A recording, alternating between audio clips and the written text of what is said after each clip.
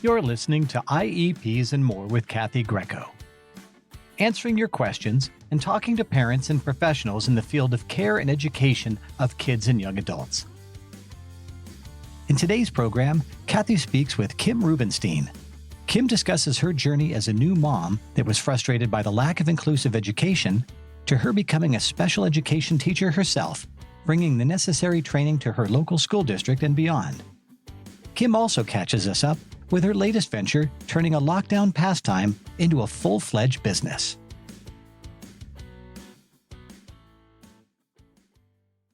I met Kim in 2007 or 8 when I was retained to represent a student in 4th grade in a small, full inclusion district. My client was an autistic student with very limited verbal expression. For many years, the student utilized rapid prompting method with a letterboard as their communication methodology. Though they had been provided non-public agency behavioral support, which included a one-to-one behaviorist and Kim, who supervised the program, as well as accommodated the curriculum to support the students' full inclusion, the district did not want to write this service into the IEP, but rather had provided this program via settlement agreement for a few years. When a service is written into an IEP, the student then has stay put rights, which means the student is entitled to the last agreed upon implemented IEP pending resolution of any dispute, which could go on for years. Though districts are obligated to include all services necessary for a free and appropriate public education, FAPE, in an IEP, many times districts do not want to be obligated for the cost of stay-put services. Therefore, they refuse to offer them and put parents in a position of having to fight year after year for what the student requires. This can be very anxiety-producing. Kim ran this student's program beautifully. It was a true art form. By 2009, parents were fed up with having to fight for their child to have educational access year after year. In 2009, when the district tried to remove the program, parents filed due process and a trial was held. Kim explained to the judge exactly how this program was necessary to support this student. We were successful, and thereafter, the student had stay-put rights to this program for the remainder of their education. The school district filed an appeal in federal district court wherein the original decision was upheld. If you would like to see or read this decision, it is posted at grecoadvocacy.com.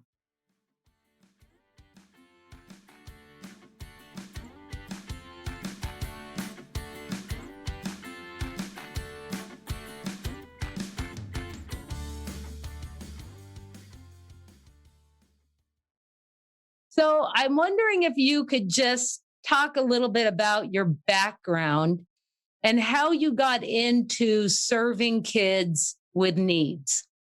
You want me to go way back? I mean, I feel like I'm a dinosaur at this point. Well, I started my college career at Washington State University in 1973, and I wanted to major in special education, believe it or not. And when I got to school and I went to meet my counselor there, they said, well, we don't offer special education at this school. So it was kind of like I was running away from home to go to college. And I really didn't care when I was 18 exactly what I did, but it was in my mind to become a special education teacher. I stayed 4 years at WSU, graduated with a degree in hotel and restaurant management as opposed to special education. So I went in a whole different way. But many years later, when I gave birth to Elizabeth, I started attending seminars about inclusive education. And how old is Elizabeth now? Elizabeth is now 34. God bless. Okay, go ahead. So 34 years ago when she was born. And, you get, when you have a child with a disability, you get a lot of mixed messages. On the one hand, I think the doctor told me that day at the hospital that if I didn't want her, I didn't have to keep her. And I thought, what the heck? How how is it possible that someone would say to a new mother, because your child has a disability, that you would just assume that maybe she wouldn't want to keep her. And we were talking about human beings here, not, I didn't go to the store to buy a sweater and it was the wrong size. This was a child that I deliberately conceived, and, sometimes you get what you get, and nobody's perfect at this point. So, I was just happy to be blessed with Elizabeth. Then we met with, at that, early childhood development, people came to the house, teaching her how to sit up and talking about long-term plans for Elizabeth, what I could expect from her when she was a baby. And I was like, man, does everybody come with this kind of script? Do typical kids when they're born? Did somebody tell my mother, well, she might not be good in hotel and restaurant management, but where was their crystal ball for me? And how is it that they have a crystal ball for people with developmental disabilities? So the whole thing just kind of frustrated and befuddled me. And I went to several, there was an integration consortium in Los Angeles at that time, and they were just starting to come out with information on inclusive education. And much of it was written by, I think it was Marcia Frost, and there was studies going on in Wisconsin. There were places that were really actually actively engaged in including people with disabilities in the community and in schools. That it really piqued my interest, because I thought Elizabeth is going to spend, the next 12 to 16 years in school. So shouldn't I know what's going on in these school districts before I, move her in the door? And also, so I had the interest to have her fully included, and my first goal was to get her included in preschool. Well, in Simi Valley, they did not offer an integrated preschool program. So they had special day classes. And when I went to see, she was 2.5 years old, and I went to see the classes, and it was for kids with speech and language delays, but the only people in the class who were talking were the teachers.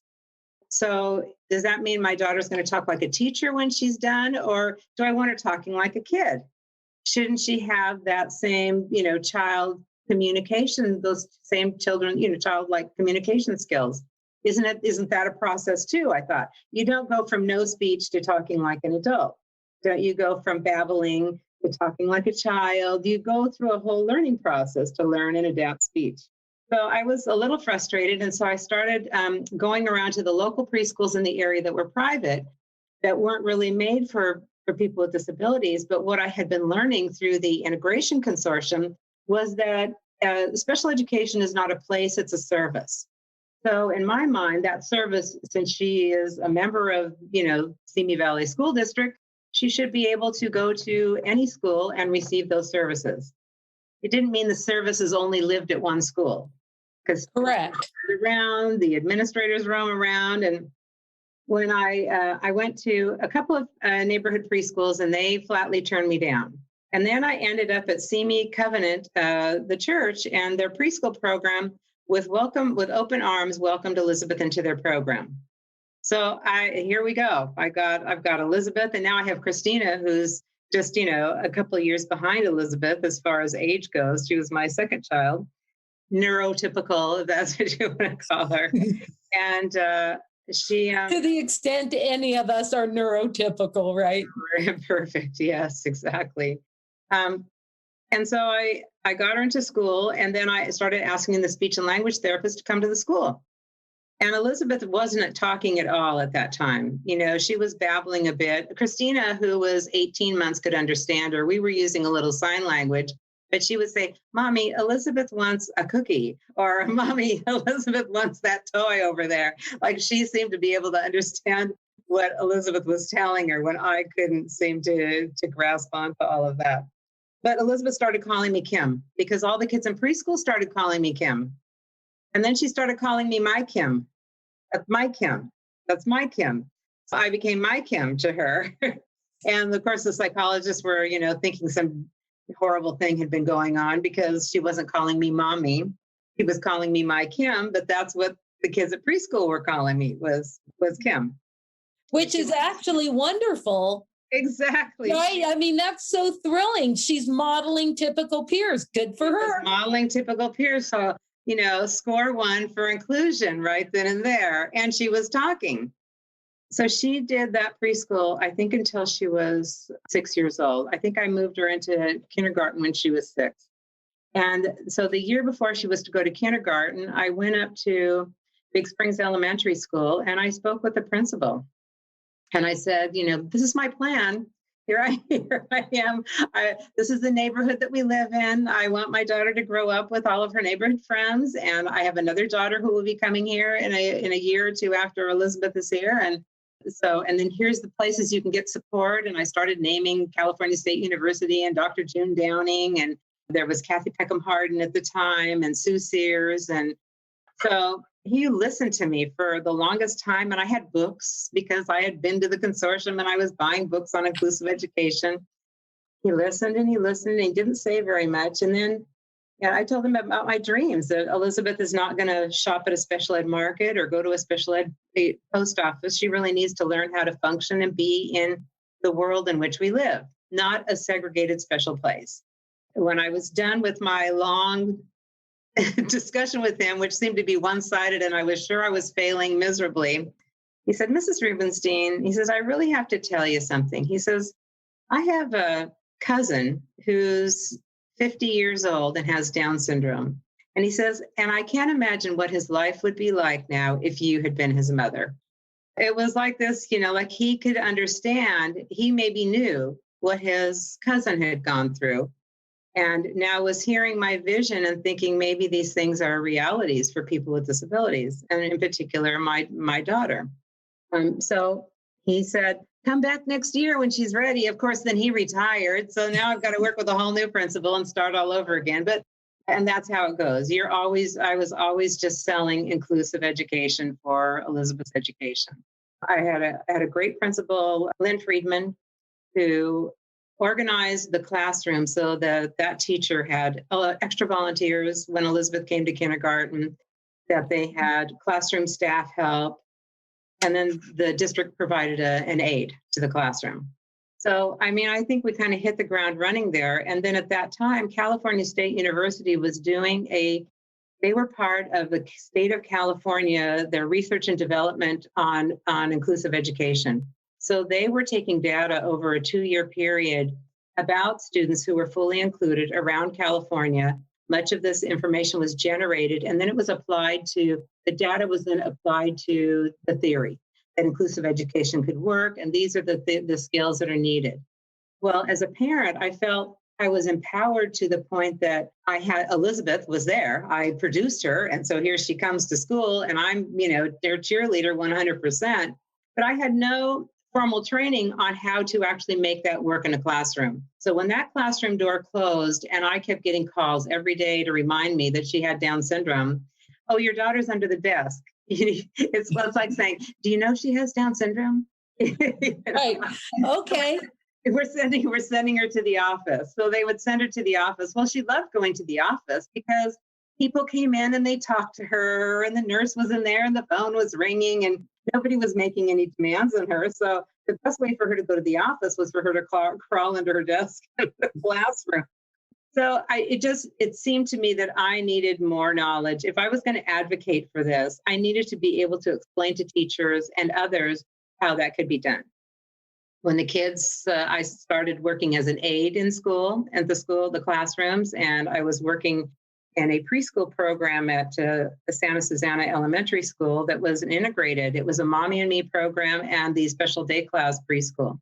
During the day, the kids were integrated. We had a circle time that was separate where we would work on certain skills, but then back together, there was all free play between all the students.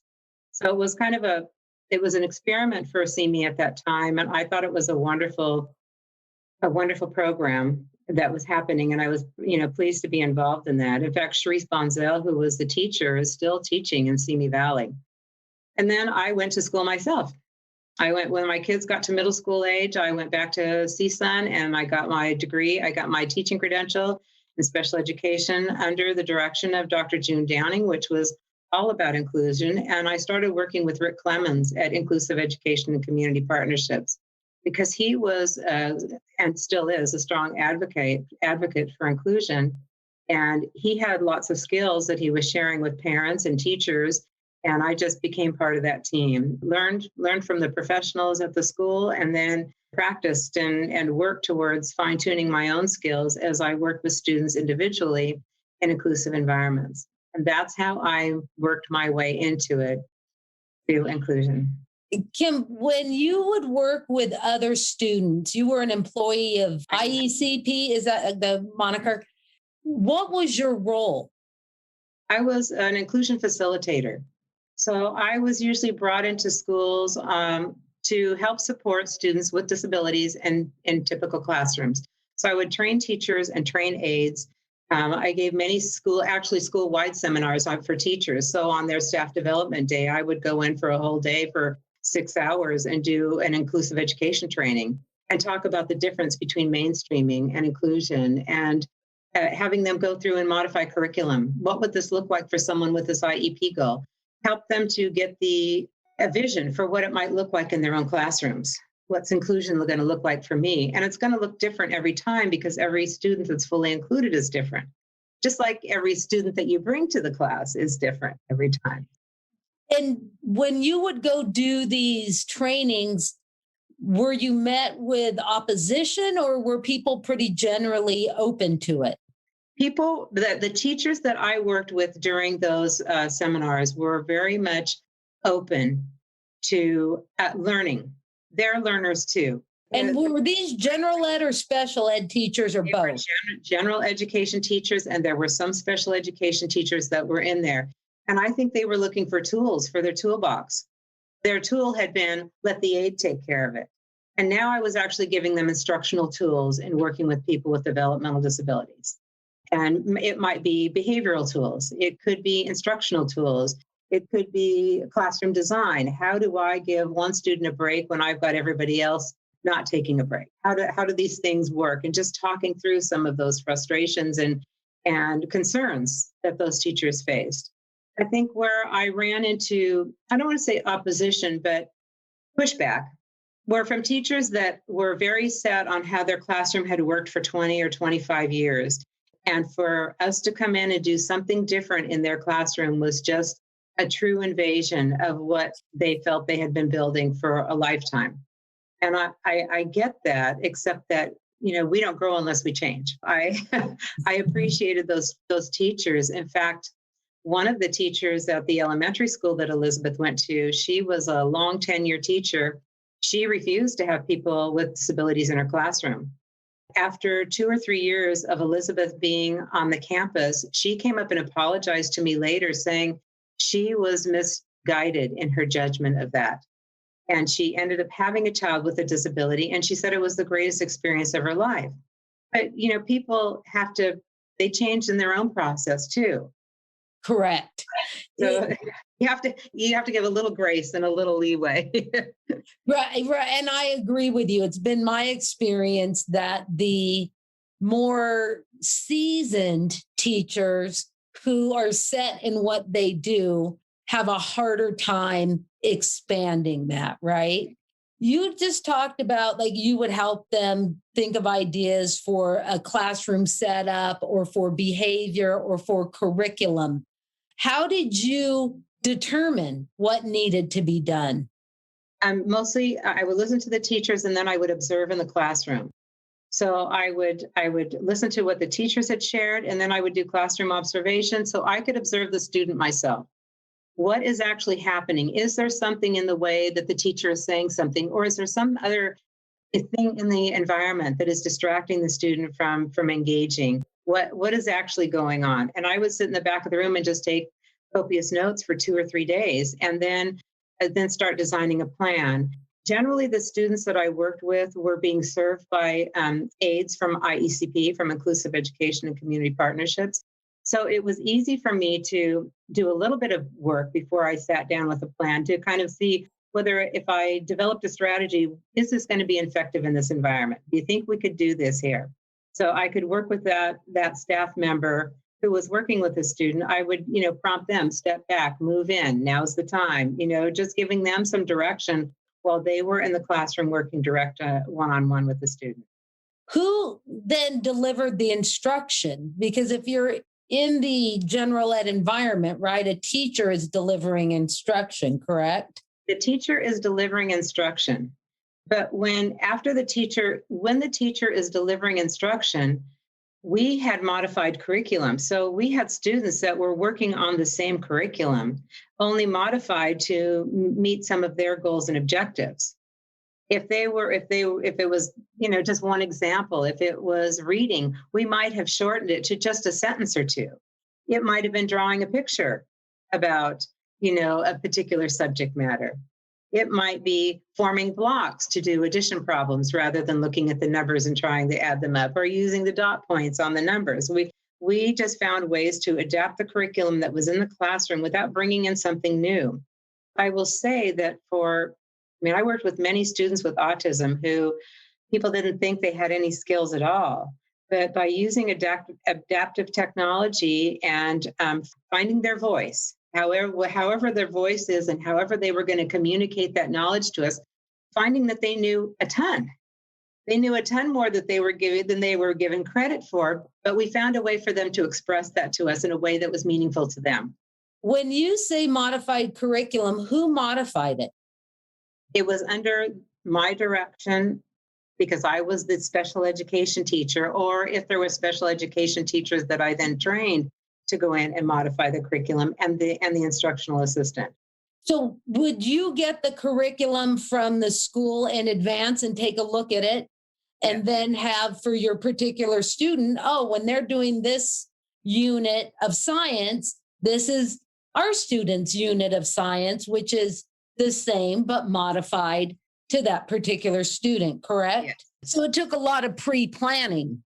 If you don't do any pre-planning, then that's kind of dump and hope. We're going to dump them in here and hope that they do well. You really have to plan for success. And you talk about giving these students the ability to find a voice. Many of the kids you worked with were nonverbal kids, correct? Or very limited verbal kids. And some were very verbal. And then they have behavioral issues on top of that. So even the kids that were verbal, you still had to figure out a way for them to be able to express their knowledge. Right. So if the curriculum is something they're uninterested in, or they really are not ready for that much, they're not going to be engaged, right? Because they don't care. But if they have something they can actually participate in, then they have a voice of being able to tell you what they know. My goal was to try to get them interested in. So if I could be creative enough with the curriculum, let's say a science curriculum, that maybe wasn't meaningful, if we could make that science, even if it was a hands-on project related to what area of science we were working in, something that I knew would be engaging to that student, it was a way to make a connection. And the teachers, the wonderful teachers that I worked with, they knew what we were doing. If we're going to plant seeds and everybody else is studying about seeds and germination and blah, blah, blah, we're planting seeds. And then at the end, they're going to show, and this is how this student was involved. And so they've already planted the seeds, and now we're going to be able to watch them grow. So they would show that connection between teacher and student. And I mean the lead teacher, the classroom teacher, and that student is so important. The secondary connection is between the instructional assistant. I never wanted the instructional assistants to see themselves as the lead teacher, because they are not. This student needs to be able to take direction from the lead teacher and respect and listen to that lead teacher. And respond to the lead teacher. Exactly.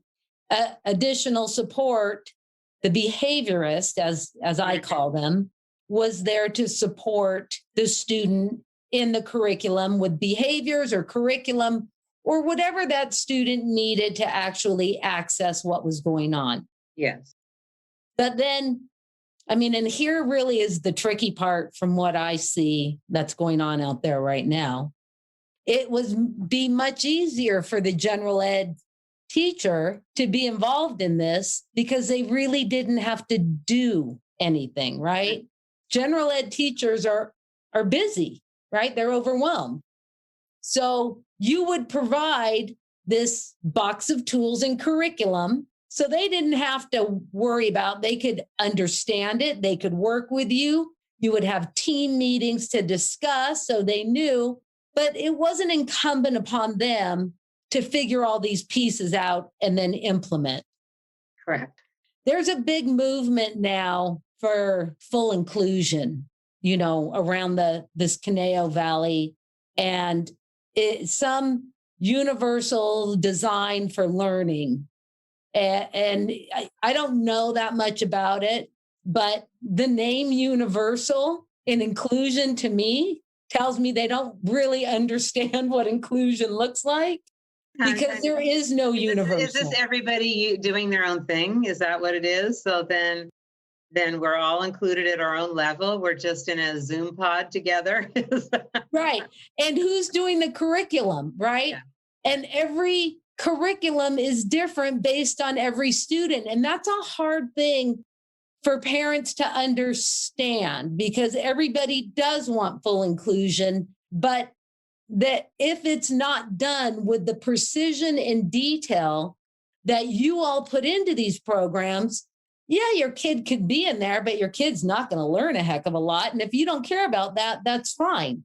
But don't expect it, because who's going to actually do what needs to be done, right? It's a lot more work than I think it was theoretically meant to be. But the reality is inclusion is hard work.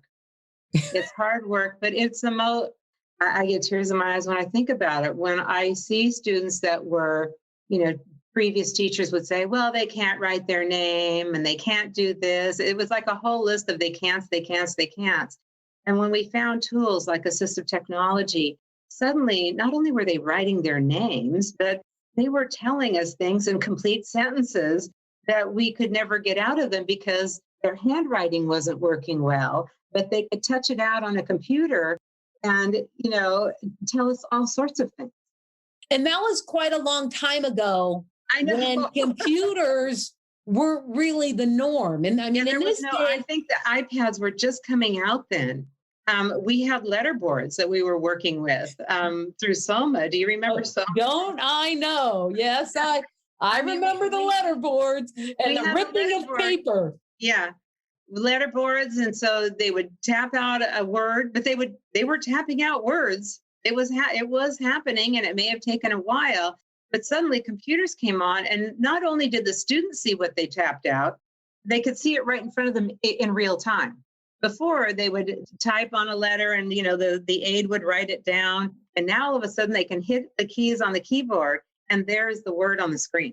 And also they have so many more applications now that make it more simple for communication. What would you say your biggest challenge was in working with these families and schools?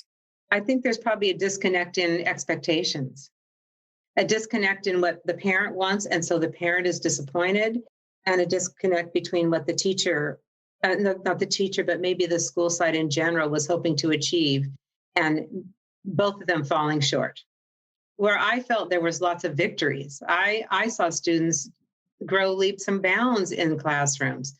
I'm trying to think, there weren't that many times, maybe one teacher really got to me, because I think the teacher told me that it was a waste of paper to modify curriculum for a student with a disability. So I thought, I'm never going to jump this hurdle. I don't know how. If I can turn this lady around, I'm doing a good job. I wasn't sure if that was going to happen. And how long were you with IECP? Oh, for 10 years. I think 10 years. A good 10 years. And why did you leave? I moved up north. My father had passed away and he was my mother's caregiver. And so I had to move home to take care of my mom. And what about Elizabeth?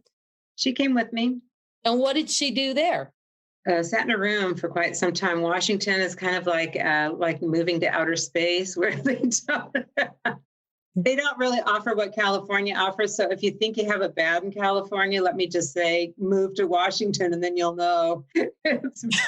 You've got it really, really good. And thanks to the advocacy of parents in Southern California, I would say that the parents that I met were staunch advocates for their kids, and they were intelligent and they were willing to learn. And up here in smaller communities, people are afraid to rock the boat because they live in a small community, and you're going to see that teacher at the market. When you live in a metropolitan area, they could be 3 cities over, 3 towns over from you, and not even live in your neighborhood. The likelihood that you're going to see the teacher at the supermarket is a whole lot different than up here than it is down there. And I agree with you that parents sometimes are very much afraid to rock the boat and want to play nice. And they think if they're playing nice, then the school team is going to do what's right. And I think even beyond that, it's not, I think that if parents up here in Washington had more information, which is what I tried to do when I first moved up here, was to connect with families. And I was working with a child in a small community. And this was a smart young man with autism. He was all over the place. He knew how to put together airplanes. And so I knew he had lots of great skills. But the school wouldn't give him the core curriculum. All I did was ask for the first grade reader and the first grade workbook so that I could modify the curriculum just to see if I could get him interested in it. And the teacher says, well, he can't write his name. He said, he used to write his name, and now he doesn't write his name anymore. And I'd say, well, what instructional materials were you using? She goes, well, we use a whiteboard. And when he writes his name 10 times and we erase it and he starts all over again. I thought, well, no wonder he doesn't want to write his name, because we had Elizabeth writing her name on every single piece of paper that she got to turn into the teacher.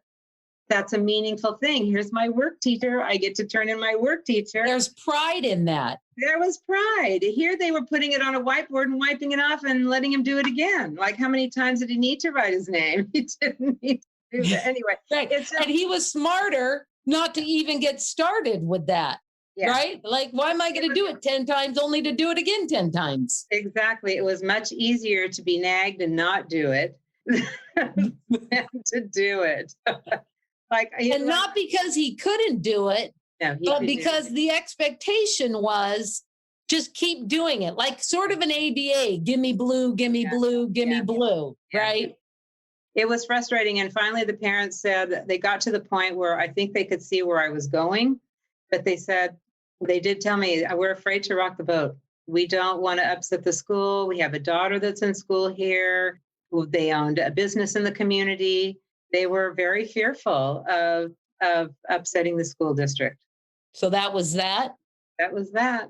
And I focused on Elizabeth. We finally got her a job, but I think it was almost 3 years working with a placement agency here before she actually got a job. How old was Elizabeth when you moved there? I moved in 2010, so 22. So she had aged out of the education process. Yes, she had. And now she's looking for some employment, the community aspect. And do they have regional center type things in Washington? They have DSHS, which is the Department of Health and Human Services, and the DDA, the Developmental Disability Administration, and DVR, the Department of Vocational Rehabilitation. And so supposedly all these agencies work together, and you do an intake through DSHS, but they refer you out to programs, which Regional Center in California did similar things. But the programs are nothing that we had compared to what we had in Simi Valley, which were pretty much day program. Right. So you could go to the ARC and you might work 3 days a week at a job, or maybe a couple of jobs, have work experience. But when you were at the center, you could be working on computer skills, or they had cooking classes, or, they had activities to keep individuals engaged during the day. Here, if I didn't find something for Elizabeth to do, there was nothing for her to do. So we became very reliant on Special Olympics, because Special Olympics was the only activity that occurred with regularity and predictability, as opposed to the jobs. I'm still advocating, and that's why I created this business that I have currently now. Elizabeth lost her job through COVID. She was working at a restaurant, washing dishes, which was not her favorite thing, but she loved talking to the people when they came into the restaurant, and everybody knew her, and the people that worked at the restaurant were great to her, but she only worked there 2 or 3 hours one day a week. Okay. And the rest of the week was nothing. Except what we did in Special Olympics. We had bowling or basketball or swimming. We were always engaged in something. And she joined the Action Club, which is a division of the Kiwanis. But they meet once a month.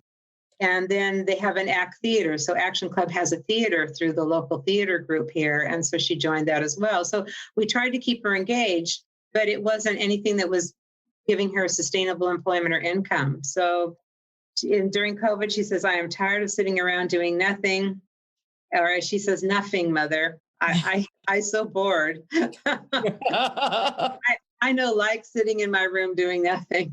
So I said, well, what do you think about we start baking some cookies? And so we started baking. And I said, well, what do you think about if we made this a business? And oh, I love that. I love to sell. I love to sell, which is true. She's a great salesman. And during their fundraiser, she would go around town. She raised over $1,000 for Meals on Wheels on her own, going door to door in our town, unbeknownst to me. She came up with checks and a bag of money. And I was like, where'd you go? She was, oh, I go over to, and she names all the stores she went into and talked to the owners and their customers, and everybody donated to me. God bless her. I know. So let's talk a little bit about the business you have now. Tell me about it. So the name of it is Good Eats, Sweet Treats. And Elizabeth we just formed an LLP. So we went, after COVID, we went through our job coach and said, listen, when do you think you're going to be able to get Elizabeth another job after COVID? She's afraid of needles and won't get vaccinated. And we're all vaccinated, but she's, so she's not going to be protected. Her job made her, $35 or $40 a week. Not very much money, didn't support her candy bar bill at the local market. And I said, when they start hiring, they're going to want people that can do multiple tasks in a workplace rather than just somebody that does one type of skill. We came up with the idea for the cookie making where Elizabeth would be part of the whole process. She was part of product development. And so recipe tasting, we would take what would be my favorite traditional cookies and my other daughter, Christina's favorite cookies, and we would just start jacking them up a little bit. And so we made like a volcano cookie that is a chocolate cookie with chocolate chips and chili and cayenne pepper. But we experimented with Chipotle and we experimented with all sorts of things. And I have walking partners where I live in my community. And so they were my taste testing crew. And every morning I was coming out with a new bag of cookies for them to taste and give feedback. They gave us feedback. And so Elizabeth and we would listen, and then she would help me cook again. And then we took our idea to DVR, and they said, this sounds great. Let's get on that. Well, that was in March. And, working with any agency just seems to take forever. And we were hoping to have our cookies out by the time the farmers market started up in April. But we actually didn't get out there until June. So it took some time. But DVR and DDA supported the startup of the business. And when you say supported it, what did they do? They bought all of our startup equipment. They bought the ingredients for our first bake, and they paid for we had a test week. So what they did, they hired a gentleman that did a feasibility study. So he took all the data from us working in the kitchen for a full week to see how much we could produce and whether this was going to be a viable business or not. And then he takes that data back to DVR and DDA to say, thumbs up, thumbs down. Well, after the week of our feasibility study, we set up a small cookie stand in my driveway. And I told all the neighbors, we're selling cookies this day. And I posted it on Facebook, and they came by. I think we sold almost $700 worth of cookies. Wow. In one day in my driveway. So that was kind of proof to everybody that it was work. And they were observers. Observers observed us in the kitchen. The job coach was there taking notes to gauge Elizabeth's ability to be involved in every element of the business. And then they watched her sell cookies, and they could see where, she needed help with change, but she was very great at talking to customers, and we need help getting the cookie strips together so she can describe them properly. And he was a great help, and his assessment came through. I think I wrote about this because it was the first assessment that we've had where somebody actually saw Elizabeth for who Elizabeth is and what Elizabeth wants. And I'm thinking, we've been going through these assessments since the day she was born. And this is the first time Elizabeth heard the results and was smiling and was actively engaged when they were reading the assessment results. I mean, and I don't know if that's just because she's 34 and she understands a little bit more now, or if it was because they were talking about, it wasn't a long list of everything she cannot do. The job coach wrote, these are the things I see Elizabeth doing, and these are the things that I might be able to help her do better. Fabulous. So it wasn't that she couldn't do them, but she might be able to use some coaching for these skills. It wasn't a yes, she can and no, she can't. Yes, she can. And I think we can get her to here on this other skill. That was such a relief. It was a relief that somebody saw her, the way we see her as her family, because we have no doubt about what she can do. But we also have no doubt about the things she needs support in. So when we work in the kitchen, she works with me weighing cookies. She helps to put the cookies in the oven. She decorates all the cookies. I've got one. I'll show you here.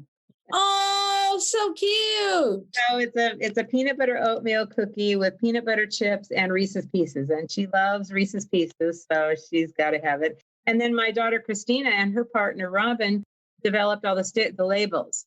They did a great job, Kim. They did an amazing job. And then on the back, it has all the, information. So everybody knows what the ingredients are. And so we make this identical cookie. So this is the gluten-free version, but we also make it in a traditional. How many products do you guys have now? About 15. And you sell primarily at the farmer's market? We sell at the farmer's market. Right now, that's the biggest bang for our buck. But we, through COVID, so many people were selling things online that we wanted to move in that direction. But shipping is so ridiculously expensive. I mean, someone's going to spend $15 on 6 cookies and spend $8 shipping it to them. I know. And so, I talk to other vendors and they're saying, well, people are used to it. It's nothing to do with you. But I'm like, I just can't bite the bullet yet. So we're going to wait until after and we're also in a couple of coffee shops now. So we are in some coffee stands, and most of them are carrying the gluten-free line because all of the gluten-free products they've been getting are mass produced in Seattle, and they wanted to have a local resource for gluten-free cookies.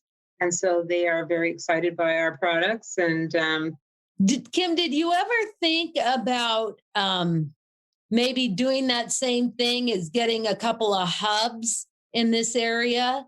Like you would ship your cookies to a local coffee shop there where more can go, right? And people can go and buy them or something like that. Yeah, that's a good idea. And if we weren't selling out everything we're already making, right now we're working in a commercial kitchen, and through COVID, there's some regulations on how many people we can have in the kitchen. Our goal is to expand those numbers, but until we can safely bring more people into the kitchen, we're kind of stuck at a pace where we are. So today we cook. Today is our bake day, and we start at 4:00 in the afternoon, and we'll be baking until 11 o'clock tonight. Wow. We'll be baking, cooling, and then labeling all the cookies. And then we have a freezer at the commercial kitchen. Everything goes in there. And then we come on Friday and we pull out our stock and we get ready to go to the farmer's market on Saturday and Sunday. And about how many cookies are you able to produce in this time? Like what will be your inventory? We can do about 500 cookies, I think. 500 to, yeah. That's not bad, right? It's a lot of cookies, yeah. It fills our freezer to the top. Wow. They're big cookies. They are big cookies. I understand. I think that when I saw you selling in your driveway, I asked about shipping. Yes. Because the one thing I know about you, Kim, everything you do right. Right. So yeah, we work hard to do that. And that's why we kind of went slow through this process. So we've just had our last feasibility study. We've requested a couple more items from DDA to purchase for us, one of them being a big stand mixer. We only have one mixer. We could make more cookies because we've got oven space, but we only have one stand mixer, which means we can only do one batch at a time. It might be a double or a triple batch, which is a heck of a lot of cookies, but we could do more. We could do 2 different varieties of cookies at a time. And the way we bake is one day, so today will be our traditional cookie baking, and the next week will be back to gluten-free baking. So we kind of alternate. And we work so hard to get these flavors right so that people that are traditional cookie eaters, if I'm out of a horse's mouth traditional, I'll offer them the gluten-free version and say, if you don't like it, bring it back to me. Walk around the market. If you don't like it, I'll take it back. I'll give you your money back. Nobody ever comes back. In fact, they come back the next week and say, you know what? We like the gluten-free version better than the regular version. And there was a young man with autism that came to the stand this weekend. Cute as could be. And I could see him in the distance. I mean, he was that typical, you could tell he was not speaking with his family. He was just jumping and flapping. He was full of excitement and anticipation. And when they came to our booth, he saw all this big assortment of cookies. And his dad said to us, he goes, well, I'm sorry, but my son's gluten-free. And we said, well, he can choose from all of these because we have them all gluten-free. And he goes, you're kidding. And his son got this big smile. And so he got one's called Freaky Friday. So he got a Freaky Friday cookie and he had it in his hand like this, with this big, well, for him, it was a big smile, but his dad was so thrilled that his son could have the joy of buying anything he wanted at our cookie stand because it was all safe for him to eat. So. Is Elizabeth the only person with a developmental disability that's in your organization? And might you at some point expand that? Yes, we will. Like I said, as soon as the commercial kitchen opens up to allowing us to have more in there, we will. And if not, we might have to find another place to bake, which, in a small community is hard to do. So I think what's happened since we put our banners up, and our banner says Artisan Cookies with a Mission, people are starting to ask us about the mission, about employing people with developmental disabilities, and we're able to talk about that. We don't have any papers that they can take home with them, but it's on the website. One of her friends from ACT Theater, he loves to bake, and he and a friend get together and bake all the time. Well, he has come to the stand 3 times now to ask Elizabeth if he can cook with her. He wants to cook with her at the kitchen. And his mom is just so excited that he's so enthusiastic about wanting to do this job. When DSHS were partnering with us, they said, I can think of 5 people right now that would love to come to work for you. So what I'm doing is what I feel like some of these agencies should be doing. The job coaching agencies that we have now, if they had a business run like that, they could do job training for lots of individuals with developmental disabilities, because there's so many different aspects of the job. There's packaging. So we package our own cookies. You've got to package and label each one by hand. There's mixing, there's scooping, there's weighing, there's selling, merchandising it, delivering it to coffee stands. They love it. My customers love it when Elizabeth delivers the cookies. That's the best part. Yeah, I'm sure they do. Is there a way, in California, you can have a business and then get approval or whatever it is by the regional center to become a funded program. Mm-hmm. Do they have that type of thing there? They do, but I will say that the funding model in Skagit County, where I am, is on individual employment. It's nothing that's on group employment. So that's the downfall of the county, I think, at this point. So if you look at, I think 89% of their money goes for individual job development. Well, if 89% of the money goes for individual job development, and that only goes to a job 1 day a week for 2 or 3 hours, I don't really consider that very successful. Here we've developed a job that we think we can bring more people into once we are allowed to, that gives them an opportunity to at least work 3 to 4 days a week if they want. Yes. if they're able, if they're interested. Once some of these, some of them, the hard reality is for Elizabeth doesn't like to be bored, but after about 4 hours on her feet, she's like, my back is killing me, mother. I'm the old one here. You don't tell me that your back is killing. Do you think that they might ever look into, I mean, that's probably a harder sell, but if they're the ones doing feasibility studies of your business, if they did feasibility studies of what's currently in place, they would realize they're going to get more bang for their buck in something like you're doing. Well, and that was the thing I tried to say. If I had two people with developmental disabilities working up there, I wouldn't need to have two separate job coaches. I could have one job coach running a station, doing part of the baking business. To me, that's a savings right then and there. Sometimes you can talk to a brick wall for a long time and not get anywhere. I've asked them to go. So I've even made presentations to the board of directors for this one agency. I said, go to Inspiration Village in Las Vegas. I said, there is the ideal setup for people working at all different skill levels. They have in-house packaging for gift bags that goes on there. They have other people. They have a contract, I think, with the Air Force Base in Las Vegas. And so they have people working on base in the cafeteria, doing cafeteria work under the resource of a job coach or two. They have contracts with hotels. So that's to me is what you do is you build a network of a variety of jobs at a variety of skill levels so that you can serve the population more effectively.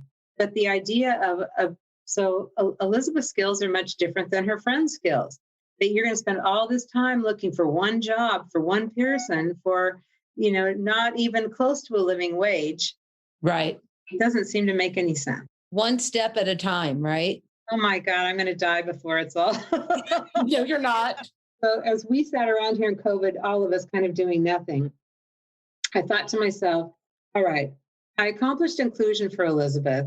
The one thing that I haven't accomplished for her is sustainable employment. So if I'm going to make anything a goal for this next little bit of that I have left here on Earth, that has to be what I go to sleep with, is that I finally found sustainable or created sustainable employment for her because it cannot be found locally. And I will tell you that other producers have said, we love what you're doing. We have a small farm. And I said, that's so funny because I grew up working on farms around here. But when I asked to take Elizabeth to one of the farm places to work, they said, well, we don't do ag work. As though working in agriculture was a dirty word. And I said, geez, the potato business is a $300 million a year business in this county, and you don't want to do business with them?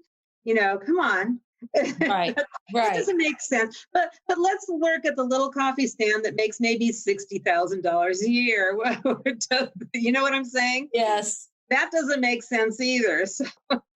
And that's sort of one of the things that really makes you unique, Kim, in my opinion. And I have met a lot of people in this field. You have a vision and you bring it to life. You are not a person who gets a vision and tries to think, well, somebody over there should be doing it. Yeah. You know that if you have the vision, you've got to do it every step of the way, period. I don't know if that's a gift or a curse. But you've done it. I mean, you spin straw into gold every day in trying to support Elizabeth and other similarly situated human beings, and to give them a voice, to let everyone be a contributing member of society. That's all it's really about. Like, what else is there? You've been listening to IEPs and More with Kathy Greco. If you have questions, guest suggestions, or comments, you can reach out to Kathy at grecoadvocacy.com. No part of this podcast can be reused or rebroadcast without written consent. Copyright 2021 IEPs and more. Thanks for listening.